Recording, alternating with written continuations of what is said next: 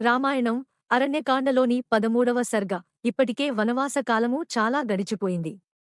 ఇంక కొద్ది కాలము మాత్రమే ఉంది కదా. అది పూర్తి చేసుకుని నీ తండ్రి మాట నిలబెట్టు. అసలు నిన్ను ఇక్కడే ఉండమని ఉంది కాని, నీ మనస్సులో ఒంటరిగా ఉండాలన్న కోరిక నాకు తెలుసు. పంచవటి సమీపంలో గోదావరి నది ప్రవహిస్తూ ఉంది. అక్కడ జన సంచారం అంతగా ఉండదు.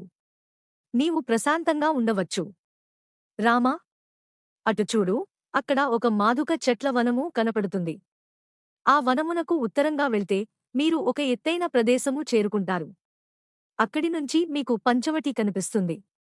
అలా అగస్త్యుడు రామునికి మార్గము కూడా చెప్పాడు. ఇంక రామ లక్ష్మణులు అగస్త్యునికి నమస్కరించి పంచవటికి బయలుదేరారు. 14వ సర్గ. సీతతో కలిసి రాముడు ముందు, లక్ష్మణుడు అలా పంచవటికి వెళ్తున్నారు. దారిలో వారికి ఒక వటవృక్షం మీద కూర్చుని ఉన్న పెద్ద ఆకారముగల పక్షి కనబడింది. ఆ అరణ్యంలో కామరూపులైన రాక్షసులు నివసిస్తుంటారు అని విన్న రాముడు ఆ పక్షిని ఏదో మాయ రాక్షసుడుగా భావించాడు.